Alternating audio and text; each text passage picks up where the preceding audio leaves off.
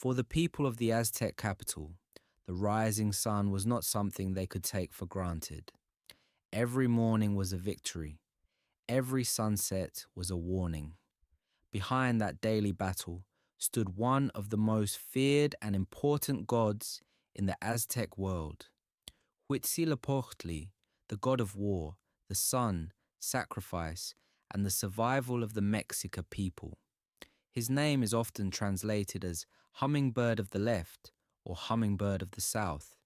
That may sound gentle, but Huitzilopochtli was anything but harmless.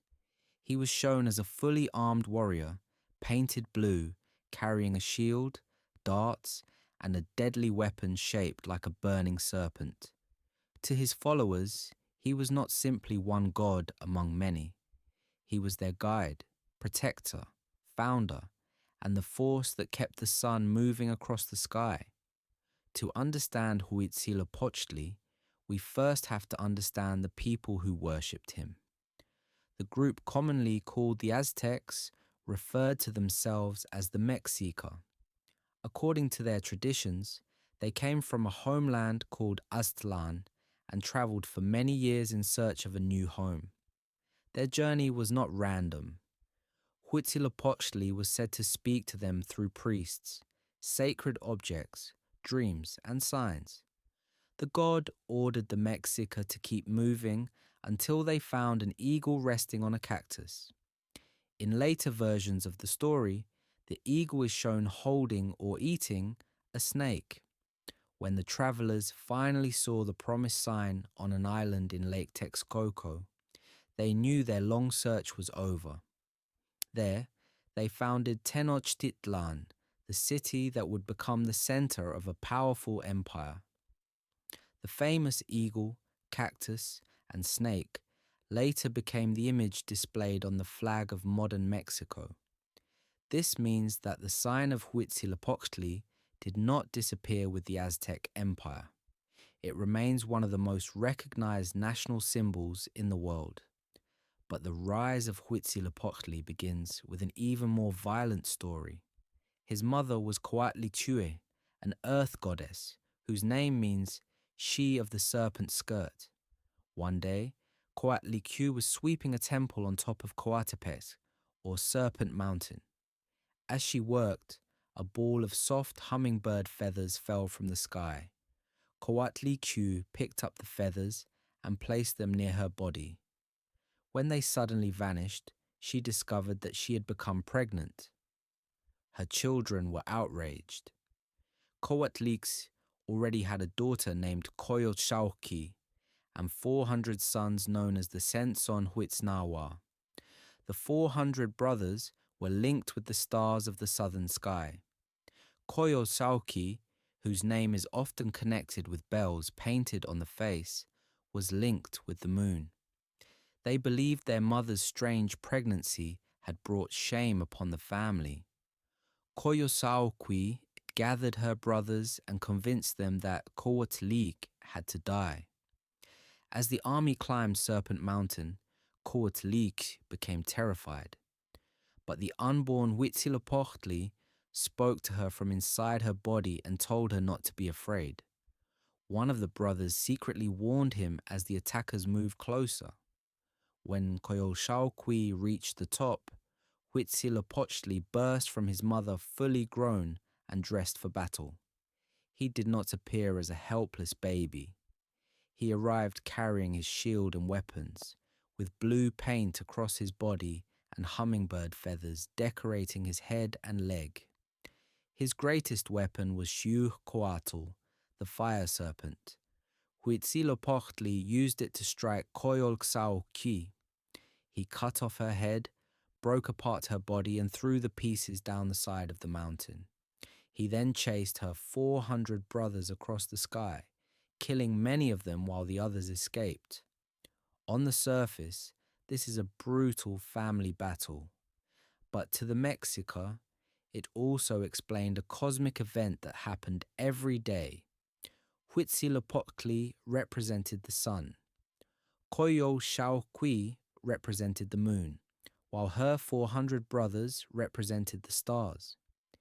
Each morning, the sun appears to defeat the moon and scatter the stars.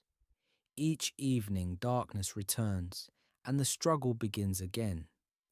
This made the sunrise much more than a natural event. It was proof that Huitzilopochtli had survived another battle.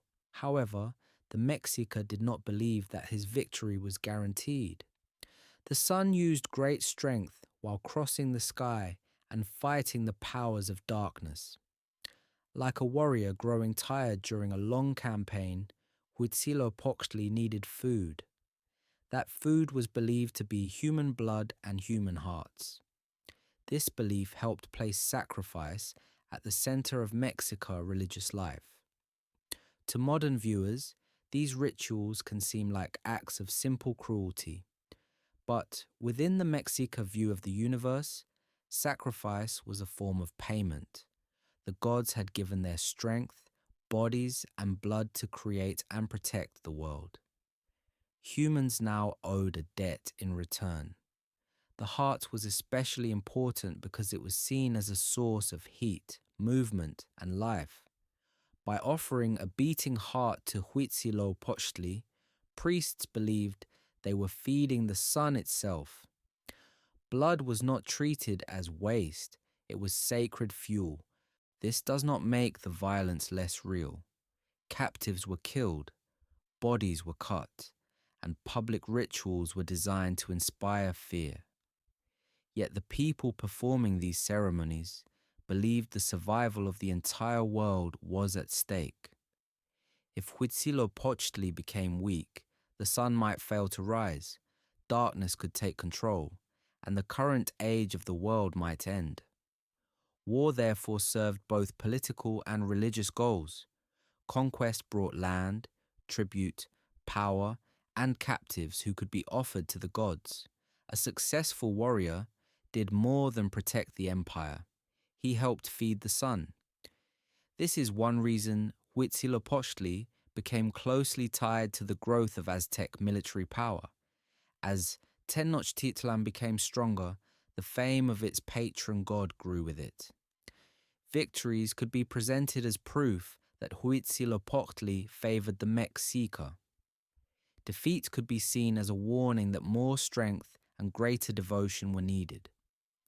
At the center of Tenochtitlan stood the Templo Mayor, the Great Temple. This massive stepped pyramid was the religious heart of the capital. At its top stood two temples reached by separate stairways. One shrine belonged to Tlaloc, the ancient god of rain, water, and farming. The other belonged to Huitzilopochtli.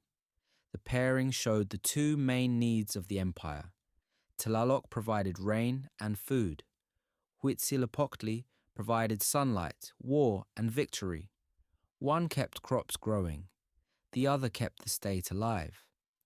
The side of the temple belonging to Huitzilopochtli was built as a copy of Serpent Mountain, the place of his violent birth. People taken to the top of the temple entered a sacred stage where the ancient myth could be acted out again. After some sacrifices, bodies were sent down the steps of the pyramid. This echoed the fall of Coyolxauhqui from the mountain. At the bottom of the stairs lay a huge round stone showing her broken body. The position of the stone was not an accident. It turned the temple into a living version of the story. The discovery of this Coyolxauhqui stone in Mexico City in 1978 became one of the most important finds in Mexican archaeology.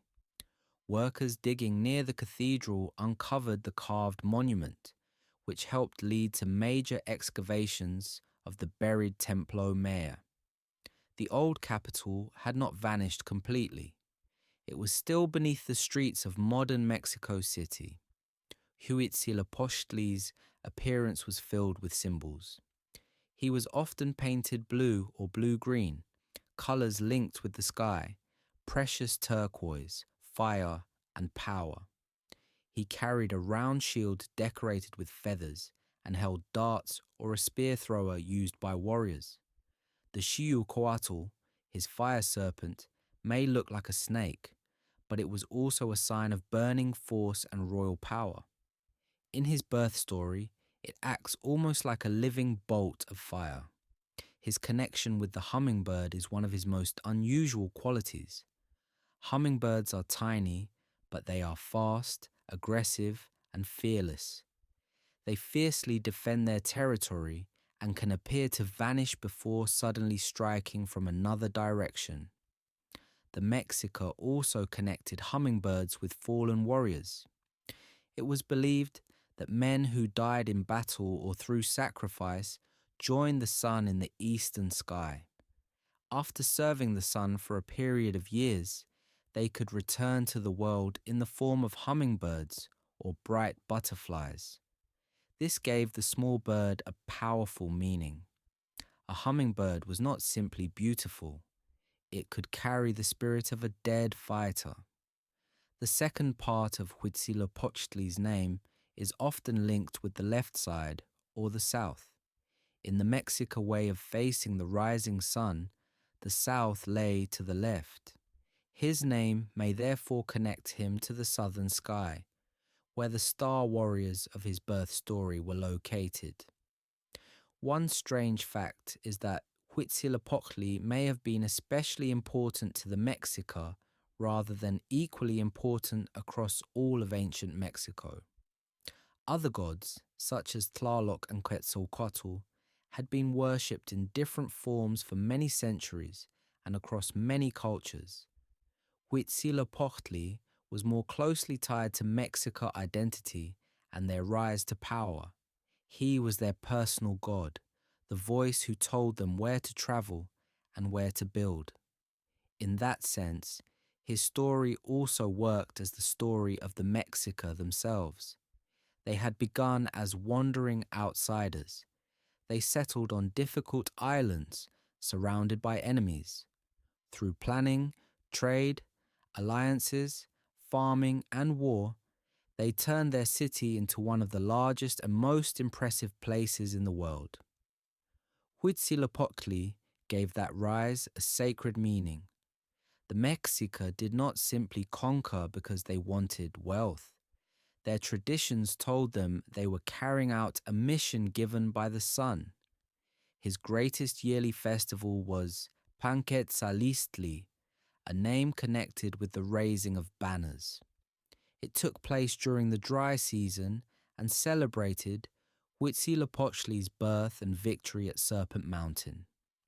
Processions, songs, dancing, fasting, offerings, and sacrifices filled the celebration. A large image of the god could be made from a dough formed with seeds and other ingredients. At the end of the ritual, the image was divided and eaten by participants. This act allowed worshippers to take part in the body and power of the god. It also shows that offerings to Huitzilopochtli did not consist only of human sacrifice. Food, art, music, feathers, incense, prayer, and strict personal acts were also part of his worship. Priests serving Huitzilopochtli lived under demanding rules. They fasted, performed bloodletting, burned incense, watched the skies, cared for sacred objects, and organized ceremonies. The main priest connected with his temple carried a title based on the god's name, showing how closely religion and government were joined. When the Spanish and their indigenous allies defeated Tenochtitlan in 1521, Huitzilopochtli's main temple was destroyed. Colonial builders placed churches and government buildings over the sacred center. Public worship of the god was attacked and forbidden. But Huitzilopochtli did not vanish. His symbols survived in old books, oral traditions, buried offerings, broken sculptures, and the design of Mexico's national flag. Archaeologists continue to uncover evidence from the Templo Mayor, giving historians a clearer look at the world built around him. Today, Huitzilopochtli remains one of the most complex figures in ancient mythology. He can be seen as a sun god fighting darkness, a war god demanding blood, a tribal guide leading migrants, or a political symbol used by a growing empire. He represented protection, but also conquest. He offered identity, but demanded obedience. He promised that the sun would rise, yet taught that its light had a terrible cost. To the Mexica, the universe was not peaceful or permanent. It was held together through struggle, duty, and payment. Every dawn proved that the battle had been won, but only for one more day. Behind that sunrise stood Huitzilopochtli, the hummingbird warrior, born fully armed on Serpent Mountain, carrying the fire serpent and chasing the moon and stars from the sky. His empire eventually fell, his temple was buried, and his public ceremonies ended. Yet his promised sign still flies over Mexico today. The eagle remains on the cactus. The ancient city lives beneath the modern one. And the God who once guided a wandering people continues to cast a long shadow over history.